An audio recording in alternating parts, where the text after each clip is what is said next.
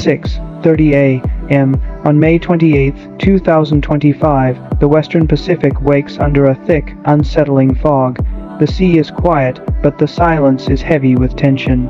In the Miyako Strait, a narrow 155-mile corridor between Japan's Okinawa Island and Taiwan, the world's most advanced navies edge toward confrontation.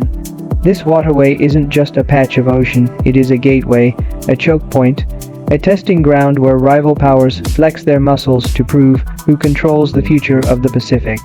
China had just declared a new air defense identification zone in the East China Sea, extending over the Senkaku Islands administered by Japan but claimed by Beijing. The announcement sent shockwaves through the region. Tokyo and Washington condemned it as a destabilizing provocation. Beijing, however, saw it as a necessary step to secure what it calls its rightful territory, and so the stage was set for a dangerous standoff that could erupt into open war with a single wrong move. China's response to the criticism was bold. It deployed an unprecedented naval force, not one but two carrier strike groups. The Liaoning moved southeast of Taiwan, while the Shandong sailed north from the South China Sea. Together, they brought more than 40 warships into the theater. Among them, the powerful Type 055 destroyers, ships bristling with radar arrays capable of tracking hundreds of targets at once. Supply vessels like the DA-9001 extended the fleet's reach for long-range operations. In the skies, J-15 fighters, Y-9 reconnaissance planes, and swarms of drones expanded surveillance and strike capabilities. The United States answered with its own formidable presence.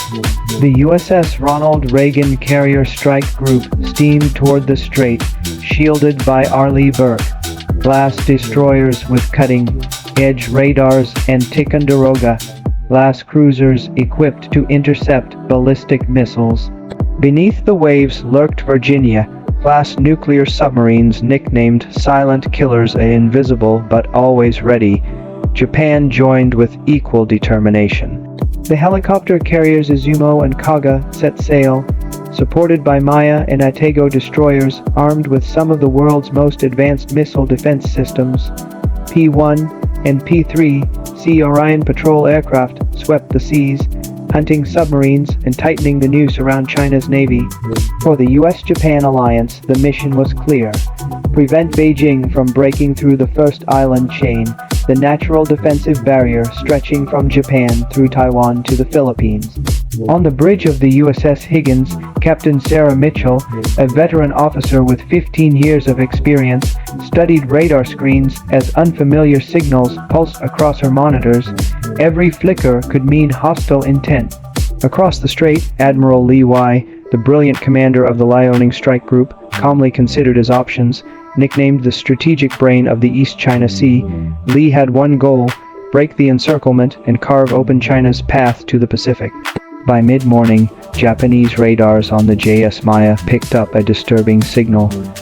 China's Type 055 destroyer Lhasa wasn't just scanning. It was locking onto a major U.S. target. A US EP-3E Ares Roman II reconnaissance aircraft confirmed the worst. Lhasa's fire control systems were in continuous targeting mode. To the US Navy, this wasn't surveillance, it was the first step toward an attack. American destroyers immediately tightened formation, closing within 23 miles of the Liaoning Group. Japan's Sori-class submarine maneuvered silently beneath, cutting off the Chinese fleet's eastern retreat. Beijing countered, deploying a Type 052D destroyer bristling with advanced missiles to shield its carrier. The strait had transformed into a battlefield in waiting. The hours ticked by with nerves stretched taut. By 3:10 p.m., rough seas and fierce winds lashed the ships, but the storm at sea was nothing compared to the storm of tension building between the crews. USS Higgins sailed parallel to the Liaoning Group at just 20 miles, weapons armed but silent. Japan's Atego destroyer moved to block the narrow corridor, ready to fire within 40 seconds if China tried to push through. Then came electronic warfare. The Lhasa unleashed powerful jamming signals, scrambling US radars. For nearly 2 minutes, American screens went dark, a terrifying blind spot in the most dangerous waters on Earth. But within 90 seconds, US technicians cracked the code and restored their systems. The alliance's coordination held firm. Beneath the waves, an invisible duel unfolded. The Sorry submarine shadowed the Chinese fleet from below, while a Virginia-class submarine tracked Lhasa for 3 tense hours, its torpedoes armed and ready to launch in under a minute if the order came. Neither side revealed their positions, but their unseen presence shaped every decision above. At 3:42 p.m., the balance threatened to tip. Japanese radar detected 4 J-15 fighters launching from the Liaoning, armed with anti-ship missiles and flying low to avoid detection. Instantly, F/A-18E Super Horn, it's roared into the sky from the USS Ronald Reagan, joined by F-35Bs from Okinawa. The American and Japanese jets locked onto the Chinese aircraft, warning them not to approach. On USS Higgins, alarms screamed. The J-15s pressed closer, ignoring warnings. Captain Mitchell's heart pounded as she ordered the phalanx defense cannons to stand ready, their barrels capable of spewing 400-500 rounds per minute. Decoy flares streaked into the sky. Electronic jammers scrambled the J-15's targeting systems.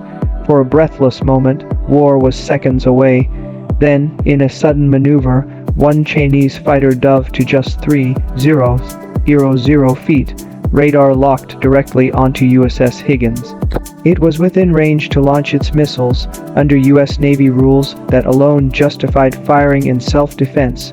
Tokyo and Washington debated urgently on open lines. In Beijing, Admiral Lee weighed the consequences of escalation. The standoff had reached its climax. At the very last moment, the J-15 banked sharply, climbing back toward the Liaoning. No shots were fired. Both sides had stepped back from the brink, but only just. On the bridge of the Higgins, sailors exhaled in relief.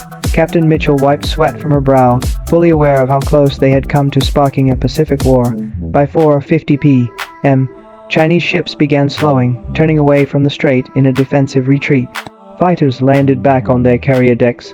Submarines trailed quietly as the US-Japan formation tightened, escorting the Chinese fleet out. The Miyako Strait remained under Allied control. The message was clear: aggression would be met with unified resistance. But this was not the end. It was a rehearsal. China had tested the alliance, probing its defenses, measuring its resolve. The US and Japan had demonstrated strength, but Beijing had gathered valuable data for future strategies. Across Asia, the ripple effects were immediate. The Philippines deployed Coast Guard vessels to Scarborough Shoal in solidarity. Australia dispatched Anzac-class frigates to South China Sea patrols. South Korea voiced concern, while India stepped up naval patrols across the Indian Ocean, signaling its role as an emerging Indo-Pacific power. Markets trembled. Oil prices spiked as investors realized a third of global trade passes through waters now on edge. Civilians in Okinawa and Taiwan anxiously watched the news, fearing war could arrive on their shores. In Beijing, state media boasted of defending national interests. In Washington and Tokyo, officials emphasized international law and freedom of navigation. The Miyako standoff was more than a confrontation. It was a lesson in modern warfare where satellites, radars, drones, and electronic signals decide who wins without a single shot fired. It proved that control of information from sea to sky to space is the new high ground.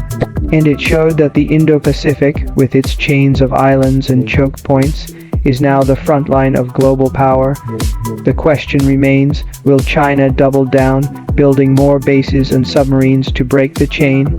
Or will the US and Japan expand alliances with Australia, India, and ASEAN to lock Beijing in tighter? One thing is certain, in the fog of the Pacific, the Miyako Strait has become a warning to the world.